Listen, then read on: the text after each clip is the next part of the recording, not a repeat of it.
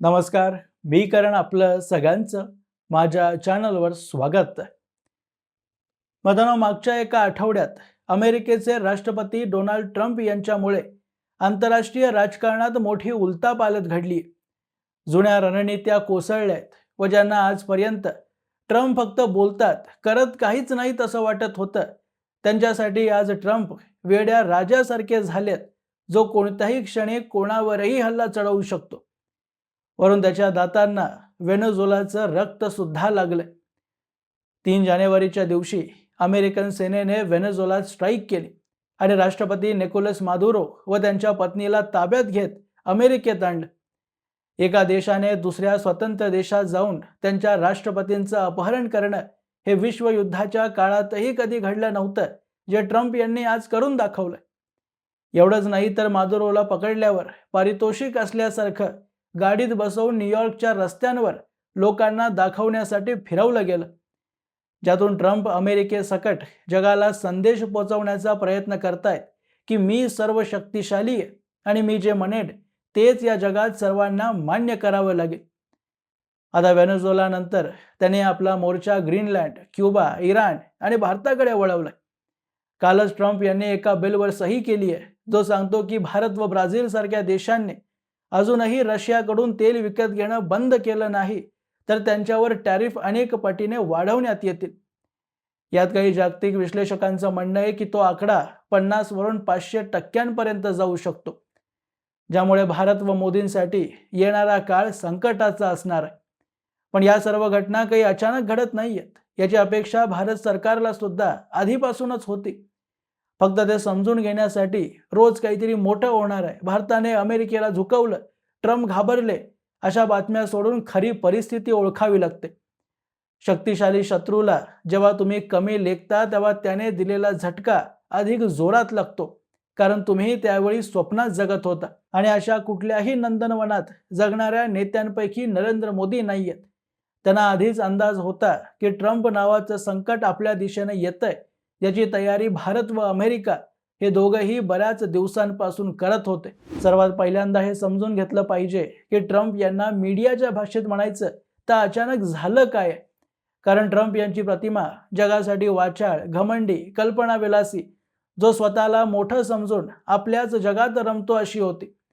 पण आता अचानक त्याने सेनेचा उपयोग करायला सुरुवात केली आहे, तर ब्राझील, व्हेनेझुएला, क्युबा व इराणसारखे देश थरथर कापायला लागले. कारण यापूर्वी त्यांनी ट्रम्प यांना हिम्मत असेल तर आमच्या देशात तख्तापालट करून दाखवा, आम्ही अमेरिकेसमोर झुकणार नाही, अशी मोठमोठी वक्तव्य केली होती. पण आज इराणमधूनही खबर येते की आयातुल्ला खमेनी व त्याचे मंत्री ट्रम्प याच्या धमकीला गंभीरतेने घेत आहेत. कारण आतापर्यंत त्यांनी अमेरिका व ट्रम्प यांना फॉर ग्रांटेड घेतलेलं होतं आणि तेच आता त्यांना अंगलट येतं. या बाबतीत मोदी आणि जयशंकर सुरुवातीपासून क्लिअर होते की कुठपर्यंत अमेरिका आणि ट्रम्प यांना आपण पुश करू शकतो आणि त्या पलीकडे गेलो तर काय परिणाम आपल्याला भोगावे लागतील. कारण ट्रम्प यांना मीडिया मूर्ख समजत असली तरी तो व्यक्ती निवडून येण्याच्या आधीपासून सांगतोय की त्याचं मिशन काय आहे आणि त्याला जगाशी काहीच घेणं देणं नाहीये. तेव्हाच मीडियाला कळायला पाहिजे होतं की ट्रम्प मनरो डॉक्टरीन विषयी बोलतायत, जो सिद्धांत अमेरिकेचे 5वे राष्ट्रपती जेम्स मनरो यांनी 1823 मध्ये दिला होता, ज्याच्या अंतर्गत फक्त युनायटेड स्टेट्स ऑफ अमेरिकेच्या सीमा सुरक्षित ठेवणं अमेरिकन सरकारचं काम नसून उत्तर व दक्षिण अशा दोन्ही अमेरिकन खंडांमध्ये सुद्धा अमेरिकेचा शत्रू घुसता कामा नये याचीही दक्षता घेणं अमेरिकेचीच जबाबदारी आहे, असं त्यांनी नमूद करून ठेवलंय, ज्याला आपण अमेरिकन हेमिस्फेअर म्हणतो. त्यामुळे जितकेही देश अमेरिकन खंडात आहेत त्यांची सार्वभौमत्व तोपर्यंतच अबाधित आहे, जोपर्यंत ते अमेरिकेच्या शत्रूला त्यांच्या देशात जागा देत नाहीत. आणि ही चुकी व्हेनेझुएलाने केली.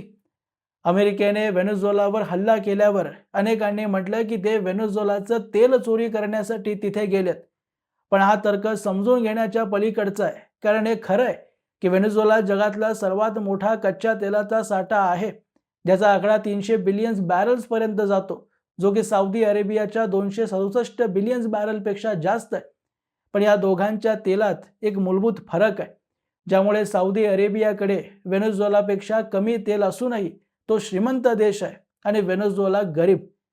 सौदीतलं तेल विहिरीतून काढून त्याची प्रोसेसिंग करणं व्हेनेझुएलाच्या तेलापेक्षा अनेक पटीने सोपं आहे, ज्यामुळे साहजिक आहे की जितकी जास्त तेल काढण्यात प्रोसेसिंग होईल तितकीच त्याची किंमत वाढणार आणि जागतिक बाजारपेठेत सौदी व इतर अशा अनेक देशांचा पर्याय उपलब्ध असताना कोणी का व्हेनेझुएलाकडून तेल विकत घेईल? आणि वरून ते तेल काढण्याचं तंत्रज्ञान व पैसाही व्हेनेझुएलाकडे नाहीये. त्यामुळेच आजच्या घडीला व्हेनेझुएला दिवसाला फक्त 1 मिलियन बॅरल्स तेलच काढतोय, जे की जागतिक पेट्रोलियम इंडस्ट्रीचं फक्त 0.8% हिस्सा आहे. मग तुम्हीच विचार करा की अमेरिका एवढ्याशा तेलासाठी व्हेनेझुएलावर हल्ला चढवून राष्ट्रपती मादुरोला ताब्यात घेण्यापर्यंतची मजल का मारेल? कारण व्हेनेझुएलापेक्षा तर ते स्वतः अमेरिकेत जास्त तेल निर्माण करतात. त्यामुळे ट्रम्प यांच्या ॲक्शन मागचं मुख्य कारण होतं चीन आणि रशिया. 1970 अगोदर व्हेनेझुएला जागतिक स्तरावर तेल निर्यात करणाऱ्या सर्वात मोठ्या देशांपैकी एक होता. श्रीमंती सुद्धा देशात नांदत होती. पण अचानक देशाच्या राजकारणात समाजवाद नावाची कीड येते. कार्लोस आंद्रेस पेरेज व्हेनेझुएलाचे राष्ट्राध्यक्ष होतात आणि तेलाच्या विहिरींवर सरकारचं नियंत्रण आणतात. म्हणजे या अगोदर तेल काढण्यापासून ते विकण्यापर्यंत जे काम अमेरिकी व इतर देशांतल्या कंपन्या करत होत्या व व्हेनेझुएलन सरकारला कर देत होत्या, त्या सगळ्यांना पेरेज यांनी बाहेर जायला सांगून तेलाच्या उद्योगाचं राष्ट्रीयकरण केलं. त्यामुळे देशावर काय परिणाम झाला, सरकारने किती उत्तम रीतीने तेलाचा उद्योग चालवला आणि त्याने व्हेनेझुएलाची सेना किती मजबूत झाली याबद्दल जास्त बोलण्याची गरज नाहीये, कारण त्याचे परिणाम आज व्हेनेझुएलावर दिसतायत. जगातल्या श्रीमंत देशांपैकी एक असणारा व्हेनेझुएला आज गरीब देशांच्या रांगेत येऊन बसलाय आणि हाच समाजवाद किंवा सामाजिक न्यायाचा खरा चेहरा आहे. आता अमेरिकेला 80च्या दशकापासूनच वाटत होतं की व्हेनेझुएलाने आपल्याला दगा दिलेला व व्हेनेझुएलातलं तेल हे आपलंय आणि त्यांनी ते चोरलंय. म्हणूनच तुम्हाला ट्रम्प यांच्या तोंडूनही ऐकायला मिळालं असेल की मादुरोला ताब्यात घेऊन आमचं चोरलेलं तेल आम्ही परत मिळवलंय. आणि मादुरो पेरेज व त्यानंतरच्या नेत्यांचाच उत्तराधिकारी असून समाजवादी, अत्याचारी व तानाशाह होताच, पण व्हेनेझुएलावर हल्ला करण्यामागे यापैकी कोणतंच कारण नव्हतं. कारण व्हेनेझुएलात समाजवाद येऊन तेलाच्या विहिरींचं राष्ट्रीयकरण होऊन बरीच दशकं उलटून गेली. मग तेलासाठी हल्ला आत्ताच का? त्यामागचं कारण हे आहे की व्हेनेझुएला आपल्या एकूण तेलापैकी 70 ते 80% चीनला विकत होता. आता हा आकडा चीनसाठी काही मोठा नाहीये, कारण ते विकत घेणाऱ्या एकूण तेलापैकी व्हेनेझुएलाकडून येणारं तेल फक्त 4% आहे. पण या तेलाच्या आड ते अमेरिकेच्या शेजारी व्हेनेझुएलामध्ये चायनीज सेनेचं बेस बनवण्याच्या कामात लागले होते आणि यात मोठ्या प्रमाणात रशिया सुद्धा त्यांच्यासोबत गुंतलेला होता. कारण यांना अमेरिकेला संदेश द्यायचं होतं की जसं तुम्ही युक्रेन व तैवानमध्ये येऊन आमच्या शेजारी अमेरिकन सेनेचं बेस बनवू पाहताय, तसंच आम्ही सुद्धा तुमच्या शेजारी येऊ शकतो आणि तुमचं अंगणही सुरक्षित राहणार नाही जर तुम्ही आमच्या अंगणात घुसण्याचा प्रयत्न केला. या कामासाठी चीन व रशियाने मोठ्या प्रमाणात मागच्या काही वर्षांमध्ये व्हेनेझुएलात शस्त्र पोचवली आहेत, ज्याबद्दल अनेक वेळा ट्रम्प व त्यापूर्वीच्या राष्ट्रपतींनी मादुरोला चेतावलं होतं. पण विचारधारेच्या बाबतीत तो अमेरिकेपेक्षा चीनच्या जवळ असल्या कारणाने चीनबद्दल त्याच्या मनात जास्त प्रेम होतं. आणि अशा परिस्थितीत जो व्यक्ती मेक अमेरिका ग्रेट असं वारंवार ओरडतोय, जो मनरो डॉक्ट्रिनला मानतो, जो केवळ स्वतःच्या सीमा नाही तर हेमिस्फिअरला सुरक्षित ठेवण्याबद्दल विचार करतोय, तो राष्ट्रपती कधीच आपल्या शेजारी चीन व रशियाला सहन करणारच नाही. आणि त्यामुळेच व्हेनेझुएलावर ट्रम्प यांना हल्ला करून या गेमचा मुख्य प्यादा मादुरोला पकडावं लागलं. गेम इथेच संपला नाही, तो तर खऱ्या अर्थाने आता सुरू झाला. कारण ट्रम्प यांची नजर यावेळी व्हेनेझुएलानंतर ग्रीनलँड आणि इराणवर आहे. ग्रीनलँड याकरता कारण इथे चीनच्या हालचाली खूप वाढल्या आहेत व रशियासाठी सुद्धा भविष्याच्या दृष्टिकोनातून ग्रीनलँड अतिशय महत्त्वाचा आहे. कारण रशियाचा नॉर्थ सी रूट या भागातून जातो, जो की आत्तापर्यंतचा आशियातून युरोपमध्ये जाण्याचा पाण्यातून सर्वात कमी अंतराचा मार्ग आहे. सध्या सगळेच देश युरोपमध्ये व्यापार करण्यासाठी सुएझ कॅनलचा उपयोग करतात, ज्यावर आपला ताबा राहावा यासाठीच आजपर्यंत मिडल ईस्टमध्ये अमेरिका आटापिटा करत आलाय. इस्रायलला अमेरिका बिनशर्त पाठिंबा देतो, यामागचंही हेच कारण आहे. नाहीतर इस्रायल नावाचा देश हा जगाच्या नकाशात दिसलाच नसता. पण रशिया अमेरिकेची ताकद कमी करण्यासाठी सुएझ कॅनलचा पर्याय म्हणून नॉर्थ सी रूट तयार करतोय, जे आर्क्टिक समुद्रातून रशियाद्वारे होत युरोपला सुएझपेक्षा 10 ते 14 दिवसांच्या कमी वेळात आशियासाठी कनेक्ट करतं. म्हणजे भारतातून युरोपला जर एक जहाज सुएझ कॅनलद्वारे 26 दिवसांत पोहोचत असेल, तर NSR द्वारे ते अंतर अर्ध होऊन फक्त 15 दिवसांमध्ये पार करता येऊ शकतं. पण इथे रशियाची अडचण ही आहे की तिथे पडणाऱ्या भारी थंडीमुळे समुद्रात सर्वत्र बर्फ आहे, ज्यातून सामान न्यायचं असेल तर विशेष बर्फ तोडणाऱ्या जहाजांची आवश्यकता आहे.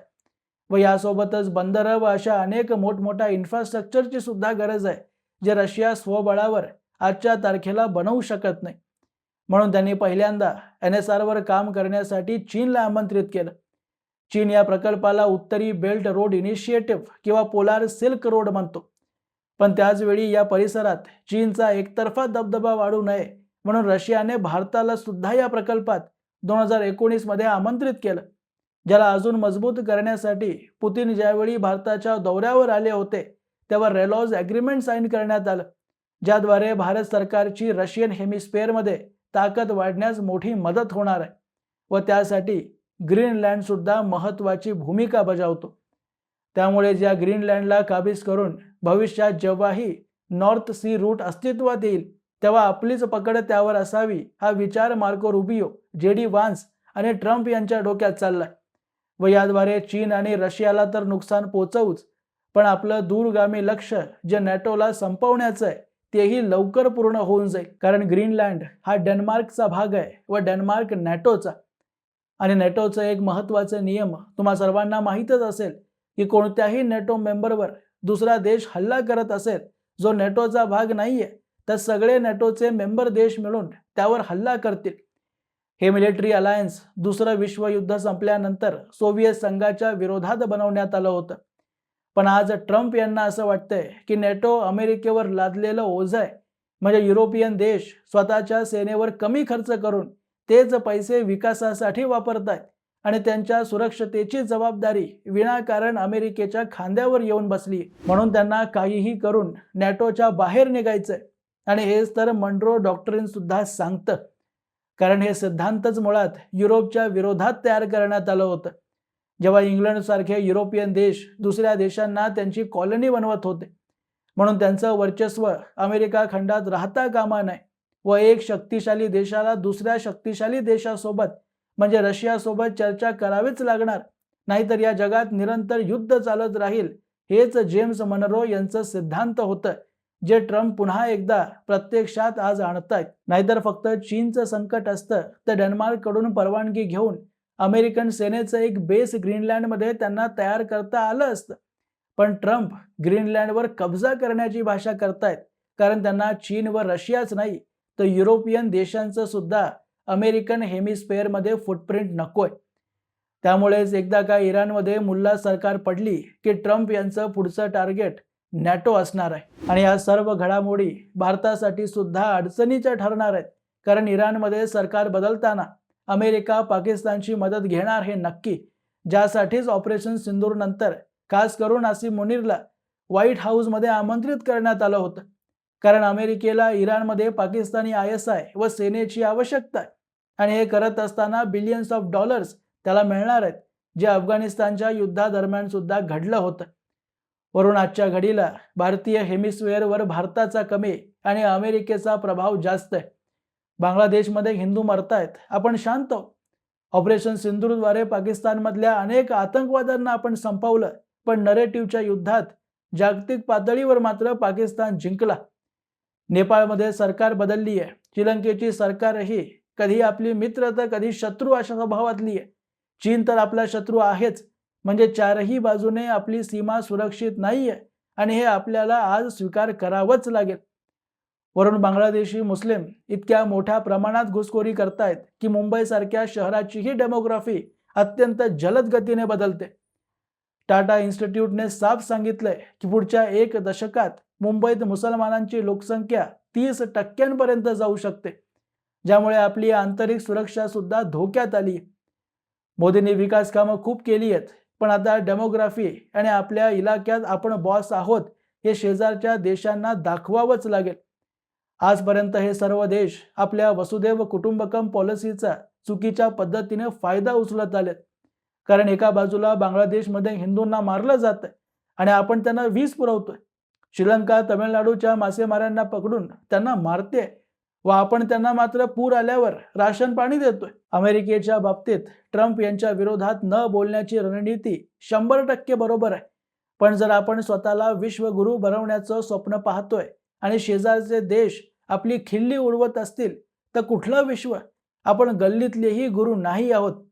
आपण खरं शक्तिशाली असू तर त्याचा उपयोग करावा लागेल जसं ट्रम्प यांनी केलाय. कारण जगात फक्त शक्तिशाली व्यक्तीचाच बोलबाला चालतो. कमकुवत व उदारवादी व्यक्तीला कोणी कवडीचीही किंमत देत नाही याचा इतिहास साक्षी आहे. असोत, याबद्दलची तुमची मतं तुम्ही मला कमेंट बॉक्समध्ये अवश्य लिहून कळवू शकता आणि अशाच माहितीपूर्ण व्हिडिओज पाहण्यासाठी माझ्या चॅनलला सबस्क्राईब जरूर करा. भेटूया पुढच्या व्हिडिओमध्ये. तोपर्यंत जय हिंद, जय महाराष्ट्र.